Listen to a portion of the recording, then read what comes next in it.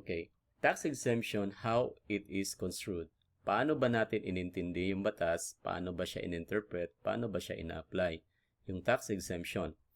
We have the principle here. Taxation is the rule, and the tax exemption is the exception. In other words, general rule, taxation, subject to tax. Unless may magsasabi na tax exempted. Ayun. Yun yung principle natin. Number 1 is strict construction. Exemptions from taxation are highly disfavored in law. Tandaan yan ha, highly disfavored in law and are not presumed. Ibig sabihin, malaki yung burden kung sino yung nag-claim ng tax to show proof na qualified siya. At saka ganun talaga yung pagkasabi ng tax exemption. Tax exemption must be strictly construed against the taxpayer. Kaya kung mayroong doubt kung pabor pa sa'yo or mayroon ka ba or subject ka ba sa or pwede ka bang makabil ng tax exemption, it must be interpreted against sa taxpayer. Kumbaga, strictly talaga yung pag-intindi kung ikaw ba talaga ay covered doon sa tax exemption. Taxpayer, tax exemptions are not presumed. Okay. Now, the rationality of this power to tax is essential to the government existence. Kaya nga, ganito yung pagka-stricto ng pagbigay ng tax exemption. Kasi nga, mababawasan yung tax na ikokolekta ng gobyerno. Since this tax exemption deprives the state of funds, a nilo granting tax exemption must be strictly construed against the claimant. Ayun. So, liberally in favor of the taxing authority. Now, the courts will not lightly assume that the state intended to surrender its power to tax. Hindi niya pwedeng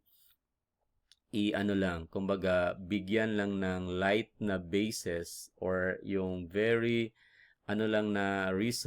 very simple na reason kung bakit ikaw ay entitled for the tax exemption. Mabigat.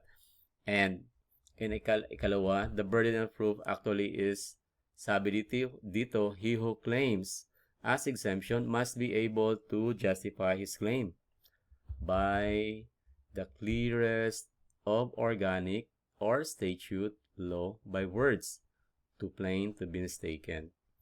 So, therefore, kung mayroong ambiguity or something doubtful kung ikaw ba talaga ay maka-avail or not, walang exemption kung mayroong ganon.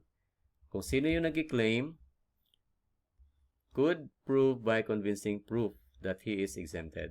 Okay, ganon. Kasi nga, ang rationale dito, because this tax exemption is just a privilege that is highly disfavored. Binigyan ka nga ng pribileyo pero highly disfavored naman, kumbaga hindi siya liberally interpreted para sa iyo. Kumbaga binigyan ka lang under the strict rules. The party claiming the exemption has the burden of proof. Pakita mo na ikaw talaga ay qualified for the tax exemption. Established under clearly and equivocally that the exemption applies to them. Now, ibig sabihin, no doubt, no left and right ng interpretation, no two interpretations. Kailangan isa lang.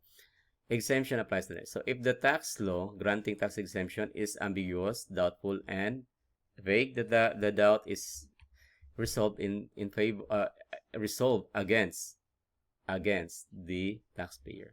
So, yun ang mabigat. So, the tax must be paid. So, kaya, too plain and walang mistake. Sinabi doon, too plain for to be mistaken. Okay, take note of this phrase. General rule, taxation is the rule. Tax exemption is the exception. That's a principle. This is the foundational principle. Every person, okay, kumbaga, ang ibig sabihin yan, in simple words, lahat ay taxable unless binigyan ka ng tax exemption. So, ganon. As short as that. Vested rights, constitutional. So, ito, pag halimbawa, kung ikaw ay binigyan ng constitutional exemption, katulad lang ng exempted of the real property taxes for those properties that are used for religious activities or in religious activities, yun ay hindi na kailangan ng batas. Ang tawag dyan is self-executing. Kumbaga, kung ano yung nakasaad sa Constitution, yun na yun. Hindi kailangan ng batas para maging effective, para ikaw ay maging qualified. Pwede mo yung gamitin as basehan mo para ikaw ay magiging exempted. Personal in nature. Ibig sabihin, hindi siya pwedeng mapasa-pasa unless sinasabi ng batas na pwede itong mapasa. O yun, very simple explanation. So again, ang tax exemption ay personal, ginagrant sa iyo as a privilege. Hindi mo siya pwedeng mapasa unless kung may sinasabi ang batas na pwede mo pa siyang mapasa. Okay, that's it.